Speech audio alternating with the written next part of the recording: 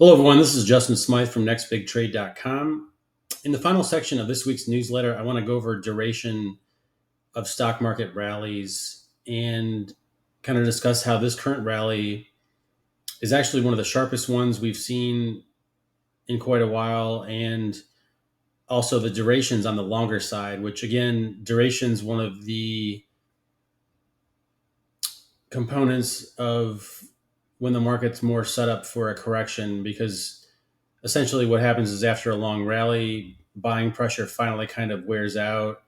Market goes through a periodic correction, resets sentiment, and then stocks are ready to rally again if they're continuing in stage two. So the market simply just has these periodic corrections to kind of reset itself, and that's generally how bull markets work. If you look at this current chart, this shows the S&P 500 from 2021, at the start of 2021 until the end of July here, 2023. And you can see in the stage two uptrend in 2021, we had periodic 5% plus corrections.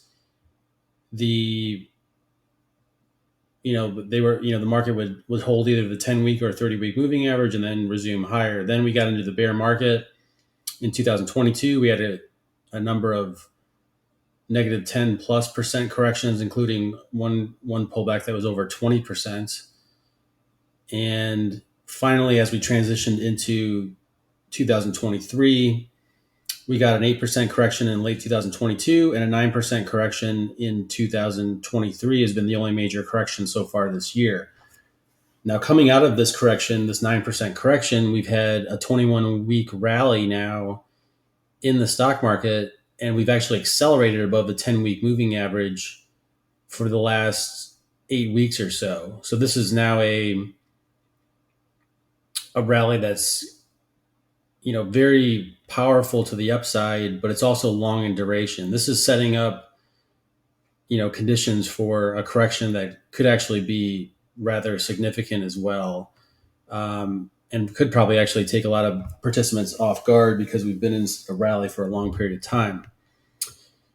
So looking at a couple past examples, we've got the 2003 rally coming out of the 2002 bear market, and you can see that I've got a couple of these 5% corrections marked on the chart. We had a couple of these in June, July, and then in September 2003.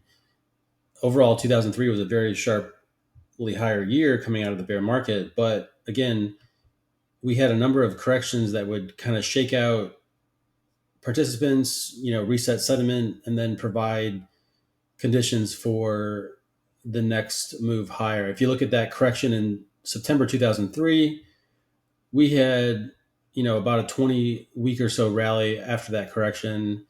And really these three corrections in the summer set up the conditions for the rally at the end of 2003 into 2004. So corrections are always the things that set up the next powerful rally, which is extremely important to understand. You want to do your heaviest buying after these corrections because the market's going to be behind you after them, not before they're over. In 2009, during that bull market, we had, again, a number of corrections kind of starting off. We had a powerful rally out of March 2009. A number of corrections ensued between May and July 2009. Those set up the conditions, especially the 9% correction in June 2009, for a pretty powerful July to September rally. Then we had a couple 5% corrections in September and October, and that ultimately set the scene for a rally to the end of the year. And that's basically how the market set up out of 2009. So coming out of the 2008 financial collapse. So again, we still had a number of 5% corrections during the year, and those just reset sentiment to allow the market to power higher after them. And then finally, looking at 2016, coming out of the 2015 bear market, heading into 2016, and especially 2017's an anomaly year. So 2016, we had a number of big corrections during the year that reset sentiment. One in April, one in June again, and then one in August, all the way until October, which again reset sentiment and allowed the market to rally after those corrections. Especially the one from August to October 2016, that set up the conditions for a monster rally in 2017, where 2017 is one of the big anomaly years in the market in the last 20 years, where we didn't have a 5% correction all the way until early 2018. And then we got a huge over 10% pullback over 2 weeks when the market finally slammed on the brakes and reset sentiment. So 2017 anomaly year, market rallies without a lot of volatility. We did have a few percent corrections during that period, but we just corrected back to the 10-week moving average.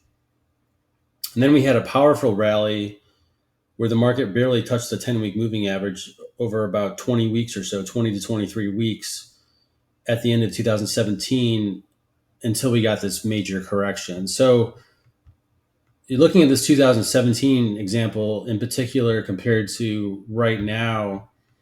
We've got a 21-week rally here. We barely touched the 10-week moving average.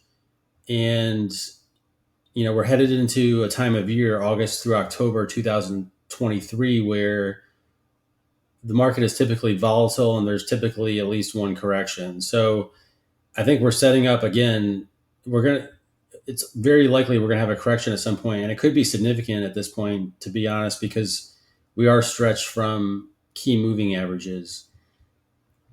And that would definitely reset sentiment. There's also the possibility the market could even come back and retest some of these support levels that it's already broken through.